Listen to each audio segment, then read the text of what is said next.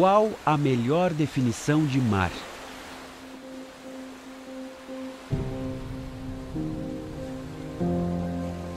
De acordo com o dicionário, mar é a vasta extensão de água salgada que ocupa a maior parte do globo terrestre. Já para você, a melhor definição de mar tem a ver com férias, praia, roupa de banho e verão. Mas o mar não está lá só no verão. É por isso que, para o seu Antônio, a melhor definição do mar é ambiente de trabalho, fonte de sustento dos filhos e netos. Assim como seu Antônio, cerca de 5.000 caiçaras do litoral paranaense vivem da pesca artesanal. Parece ter pouco impacto mundial, mas não. A pesca artesanal é responsável por metade do pescado consumido no planeta e emprega 25 vezes mais trabalhadores do que a pesca industrial.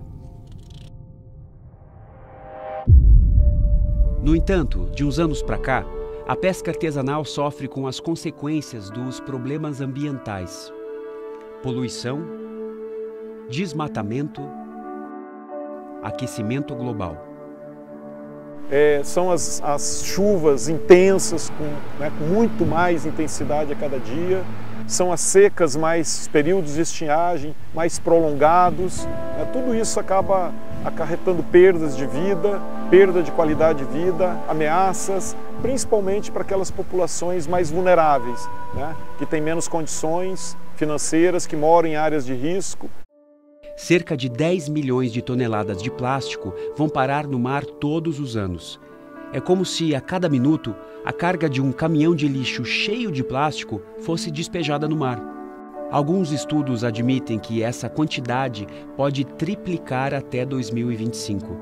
A fauna marinha não consegue distinguir os micropedaços da comida. 80% dos materiais que poluem o oceano se originam de atividades realizadas em terra. A falta de educação e o alto consumo do homem moderno impactam diretamente no mar, fonte de sustento do seu Antônio e sua família. Agora, sem grandes perspectivas, as gerações futuras estão deixando de lado os costumes do povo caiçara. Eu fico muito triste e, obviamente, concordo e vejo isso, esse distanciamento dos pescadores das comunidades caiçaras com o ecossistema, essa ansiedade, inclusive, que essas comunidades têm hoje de buscar outras atividades, de buscar outras fontes de renda, porque não veem mais na pesca, no extrativismo, uma fonte segura de recurso. Não tem oportunidade. Eles que moram nas comunidades pesqueiras, o estudo deles até o 4º ano, né? Só tinha escola até a 4ª série nas ilhas. Agora já tem o 2º grau na maioria das vilas mais importantes, maiores. Tem muitas pessoas que já fazem faculdade aqui em Paranaguá, ou por correspondência, Pessoas que já têm especialização, mestrado até. Então mudou a mentalidade. Os jovens, eles querem fazer alguma coisa realmente diferente,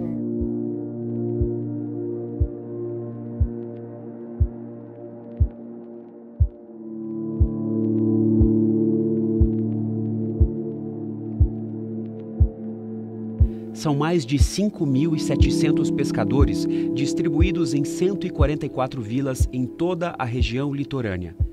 Em 2005, o número de vilas era de 175.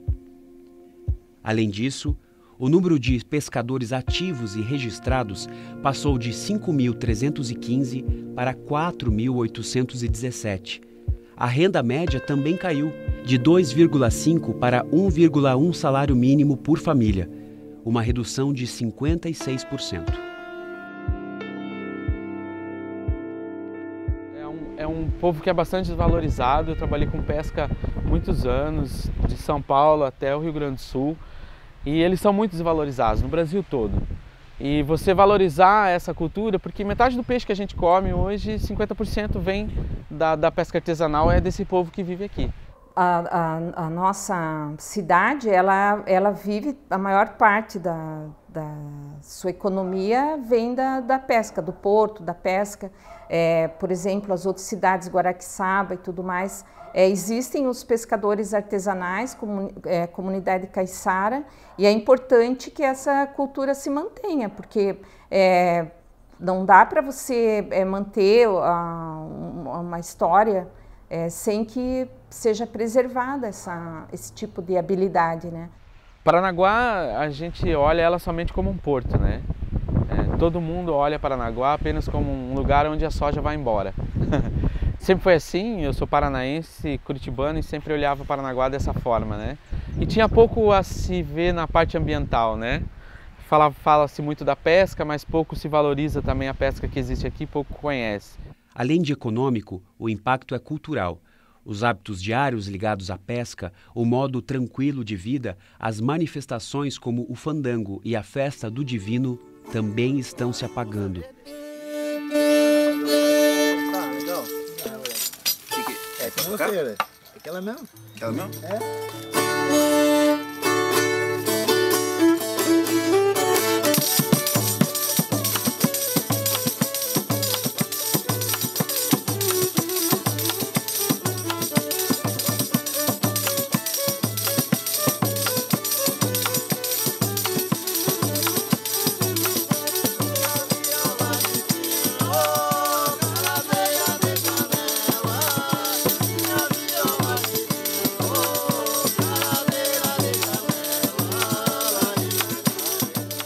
É uma habilidade que eles têm para pesca que não existe mais em outros lugares. Então, com isso tudo vem também o fandango, vem as danças, né? Vem a festa do divino, e isso é importante manter. Bom, por que é importante conservar essa cultura caiçara aqui na nossa região? Primeiro, pelo patrimônio cultural mesmo, primeiro pela sua riqueza, pela sua diversidade, pela sua história, né? E segundo, porque a cultura caiçara ela tem uma relação muito forte com o meio ambiente, que eu acho que foi mal interpretada, mal integrada, mal comunicada ao longo do tempo. A gente quer dar essa oportunidade para que isso não se perca, né? Sejam as tradições de pesca artesanal, de rede, de feitio de embarcações, seja a parte realmente cultural, né? A questão de fandango, da culinária também, da comunidade caiçara.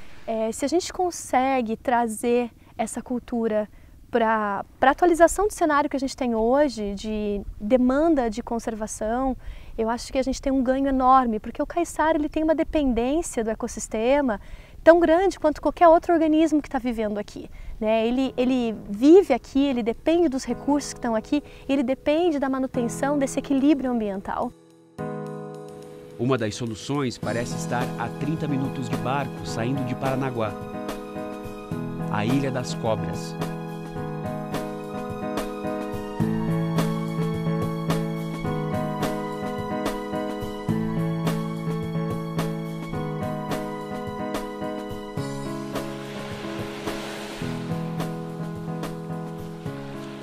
Esse lugar aqui é um lugar icônico, né? Porque está bem no meio da Baía de Paranaguá, né?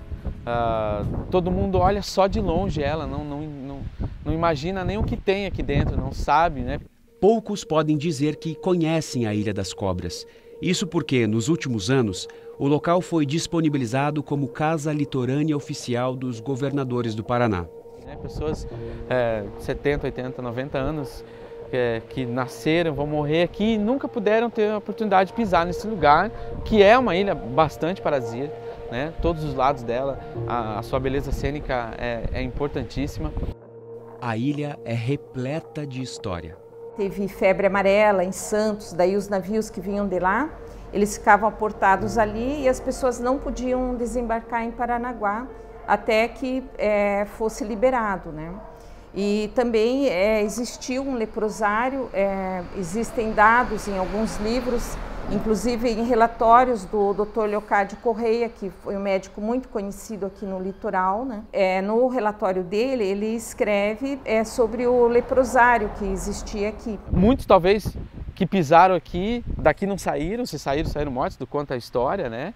Então muitos moradores próximos, eles tiveram a oportunidade de entrar aqui, mas como um lugar de reformatório. Então tem uma história um pouco que triste desse lugar, pelo que ele foi, né? Apesar de ter sido chamado uma escola de pescadores, mas ela não tinha nada disso, era só o nome, né? A Escola de Pescadores Antônio Serafim Lopes foi instalada na Ilha das Cobras em 1936.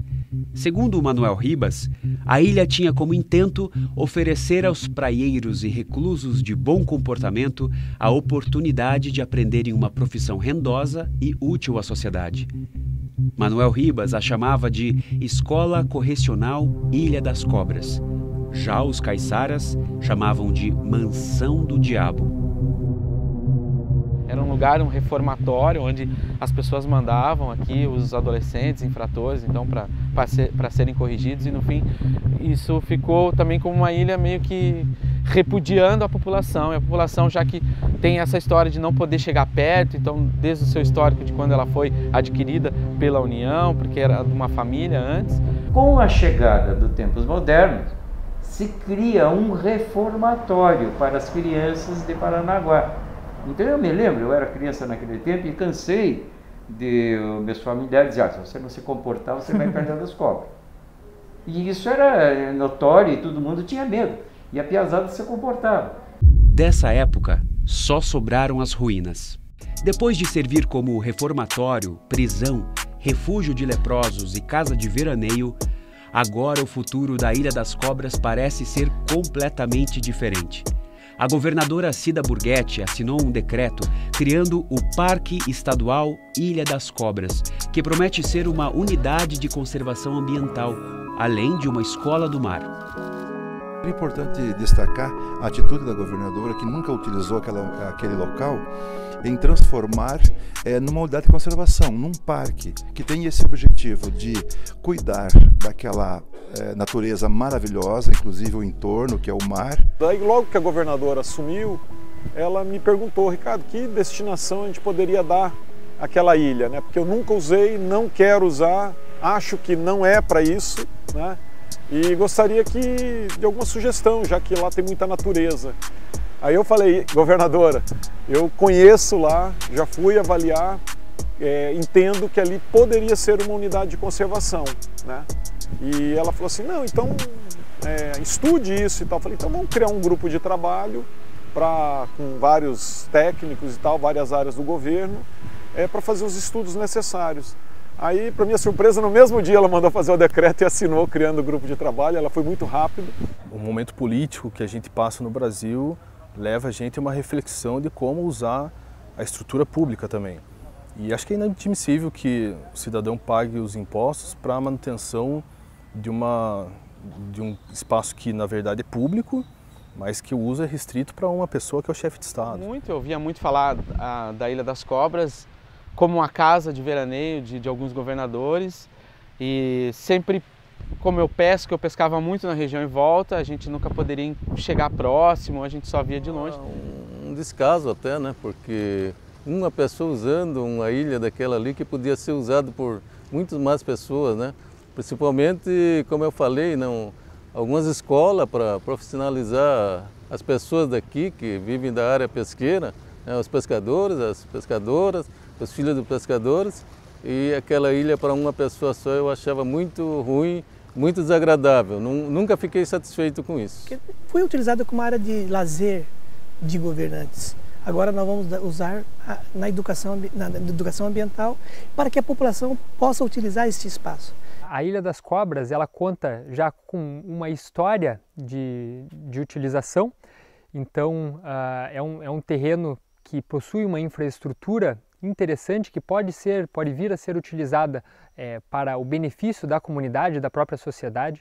Mas a minha expectativa, na verdade, de melhor uso dessa área é que realmente essa ilha que está tão bem localizada, que tem uma relevância tão grande ambiental, realmente possa ter um papel dentro dessa contextualização ambiental melhor. É um papel de atrair as pessoas para conhecer um pouco mais do ecossistema estuarino que nós temos aqui no litoral do Paraná, que tem uma relevância ambiental internacional. Então acho que nada mais ético e moral do que abrir esse espaço que é mantido por dinheiro público para o público, né? E, efetivamente nós vamos usar um espaço muito bacana, muito legal, para que a população, acho que as pessoas possam utilizar, não só o poder público, mas a população, a sociedade. É patrimônio da União, então não é do governo do estado do Paraná, e aí a gente precisava da cessão ou autorização do governo federal, ou seja, do patrimônio da União. E aí entramos em contato com eles e tal, autorizaram criar o parque, viram como a melhor destinação também, acharam muito boa a iniciativa e de pronto autorizaram também que o governo tomasse essa decisão. A gente afirma nosso compromisso em fazer a cessão dessa área, né, dessas áreas. E concorda em poder tocar o processo. Mas aqueles que viam uma destinação para lá, para um uso exclusivo, né, de uma família, sem ninguém poder nem chegar nem perto, e agora ter uma destinação definitiva para a conservação da natureza e que possa as pessoas visitar, conhecer e ainda servir para capacitação lá dali dos caiçaras, enfim, reforçando a cultura caiçara, capacitação dos caiçaras, enfim, de todos aqueles que precisarem, né? Então, assim, agradecemos, isso eu posso falar em nome da governadora, agradecemos aqui imensamente a sensibilidade de vocês aí. Gostaria de aplaudi-los. A Ilha das Cobras, né, essa nova unidade de conservação, deve ser cada vez mais frequentada por pessoas conhecidas como até um símbolo dessa própria condição de muita riqueza natural que o nosso litoral tem. A medida foi muito bem aceita pelos ambientalistas. Entretanto, os pescadores da região ficaram desconfiados. Eu, como presidente da colônia Z1 de Paranaguá, Federação dos Pescadores do Estado do Paraná, eu achava assim, como os pescadores achavam, né, que eles não podiam ter chance de encostar ali, até porque é uma área assim de refúgio, né? Quando dá um temporal, o pessoal tem que encostar. Após os pontos conflitantes serem esclarecidos e os benefícios explicitados, o mesmo pescador que tinha essa opinião... Já tem bastante parque estadual, já tem bastante parque. E nós, pescadores, dependemos daquela ilha ali, porque aquela ilha ali é uma ilha pesqueira, né? Pescada. Agora tem essa visão sobre o projeto. É uma área mesmo que tem que ser preservada, né? Para que os nossos filhos, os nossos netos venham usufruir futuramente. Então eu entendo a preocupação do seu Edmir, mas ele próprio chegou à conclusão que, puxa, que bom que vão conservar, que vão preservar aquela área, para a gente ter, para mostrar para o futuro. Se faz bem para o ecossistema marinho da região, faz bem para o bolso do pescador. O parque contará com 52,4 hectares e está diretamente ligado à biodiversidade do local. Eu acho que a gente pode começar falando da importância física mesmo, geográfica, né? A Ilha das Cobras está num local bem na região intermediária, né, mediana do Complexo Historiano de Paranaguá. Eu sempre gosto de lembrar as pessoas que o Complexo Historiano de Paranaguá ele tem títulos internacionais que são semelhantes à região de Fernando de Noronha, à Grande Barreira de Corais, devido à sua importância para a biodiversidade. Então, a partir do momento que se cria uma unidade de conservação com importância grande por estar dentro de um dos mananciais mais importantes do mundo que nós temos aqui no litoral do Paraná, uma das maiores baías em bom estágio de conservação do mundo, nós colocamos a conservação da natureza junto com uma agenda de desenvolvimento. A unidade de conservação é a estratégia principal de conservação das espécies, né? Então, você proteger os espaços é o que vai garantir que os processos ecológicos continuem se perpetuando ao longo do tempo, para que a gente tenha daqui a 100, 200, 500 anos essas espécies que estão aqui hoje. Essa posição geográfica traz à ilha uma prioridade, na verdade, no contexto de avaliação de degradação ambiental, porque ela acaba sendo afetada por todos os impactos antrópicos causados por essas zonas urbanas, né? Mas também tem aí uma produtividade alta, um aporte de nutrientes e de biodiversidade, de uso pela biodiversidade, né? pela fauna e pela flora, considerando essa área de proteção no seu entorno. O litoral do Paraná já é conhecido como uma área com um grande mosaico de unidades de conservação com diferentes categorias de proteção, então temos reservas particulares, parques nacionais, reservas biológicas, estações ecológicas. O que a gente tem visto assim da Ilha das Cobras em si é que essa zona de rochas, a zona rochosa no seu entorno, ela agrega uma grande quantidade de organismos marinhos, de invertebrados, né? Então animais que se incrustam nas rochas e que tem uma relação muito forte com produtividade mesmo. O que é produtividade, né? É a manutenção, por exemplo, dos recursos pesqueiros no entorno dessa ilha. Eu vejo que a Ilha das Cobras ela tem um papel de nos mostrar que sim, ainda existe um equilíbrio ecológico ao ponto de nós encontrarmos vários animais usando essa região e uma alta biodiversidade. Dentre a fauna marinha presente na região, as tartarugas ganham destaque. A ilha serve como um lugar de descanso para os animais durante sua longa jornada pelo oceano. A Mar Brasil, em parceria com a Petrobras, desenvolve o programa Rebimar, que controla e mapeia as tartarugas que passam pelo local.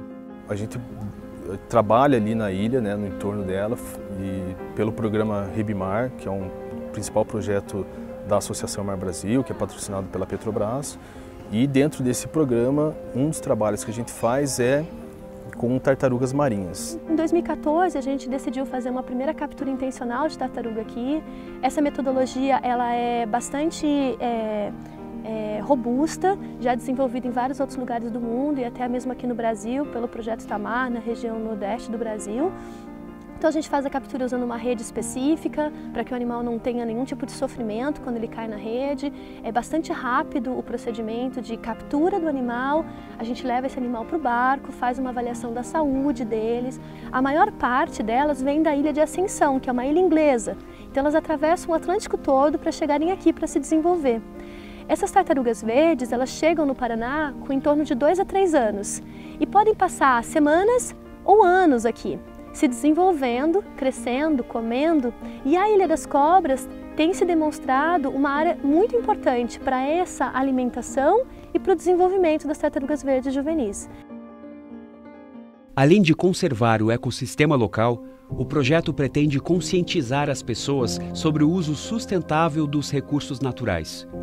A manutenção da cultura caiçara da pesca e tudo o que ela representa nas tradições locais é um dos focos da Escola do Mar, que será implantada na Ilha das Cobras. E dentro desse grupo de trabalho surgiu um anseio de ter um centro de educação ambiental diferente. E eu tinha uma ideia da Escola do Mar, que foi colocado em Santa Catarina, no município de Bombinhas, e funcionou por um tempo e eu achei que a estratégia seria boa para ser aplicada aqui. E além disso ainda veio a ideia de aqui ter uma espécie de uma escola, né, uma escola não formal, como a gente diz, para cursos, para capacitação, voltado à mentalidade marítima, ao entendimento do mar, aos recursos do mar, à conservação, à exploração sustentável dos recursos. A gente também pretende ir para a área do turismo, qualificação no turismo, pelo potencial que a região tem, ou seja, uma escola de formação, né, e que resgate a mentalidade marítima de todo esse povo que vive aqui na costa. As tecnologias e a inovação que essa escola vem a trazer, que seja repassado para essa comunidade tradicional. Se a gente consegue trazer essa cultura para a atualização do cenário que a gente tem hoje, de demanda de conservação, eu acho que a gente tem um ganho enorme, porque o caiçara ele tem uma dependência do ecossistema tão grande quanto qualquer outro organismo que está vivendo aqui. Eles entenderem esses processos para que eles também saiam de um patamar e vá para outro, no sentido da modernidade do mundo, né? Então todo mundo hoje tem um celular, tem um computador, quer dizer, você vê isso diariamente na tecnologia. Como que eu, com toda essa tecnologia, eu posso aproveitar para o trabalho do meu avô, do meu pai? Seria uma chance desse pessoal estudar um pouco mais, de sair formado de lá, para que eles possam assim dizer: ah, eu sou pescador, filho de pescador, mas eu tive uma formação. Seria muito importante isso aí para nós. Eu acho que a ideia da Escola do Mar aqui na Ilha das Cobras, ela é fantástica. Eu acho que ela pode se tornar, dependendo da forma como ela for construída e comunicada com a sociedade, ela pode se tornar um principal eixo, elo de conexão entre as comunidades locais, os órgãos de gestão e a pesquisa aqui no nosso litoral. Eles vão nos ensinar a pescar de verdade, porque a gente tem que aprender com eles, né? E nós vamos ensinar eles o que? Novas possibilidades de tecnologia. Vamos ver se a gente une essas duas coisas e dá um salto para o futuro, né? O futuro que é dos filhos deles. Felipe Luiz, um dos idealizadores do projeto da Ilha das Cobras, também participou da implantação da Escola do Mar na cidade de Bombinhas, litoral de Santa Catarina. Lá em Bombinhas começou com uma escola de pesca esportiva, usando a pesca como uma ferramenta no ensino em ciências, trabalhando com física, com química, com princípios de alavanca, com a parte de ecologia, de peixes. Só que foi aplicado apenas uma turma restrita de 16 alunos, meninos e meninas, que vinham voluntariamente à escola uma vez por semana. Aí o município interessou e lá começou um outro movimento de ter, no contraturno, uma escola do homem do mar, para trazer de novo a cultura caiçara, os princípios da pesca, porque lá é muito forte, assim como aqui também, né?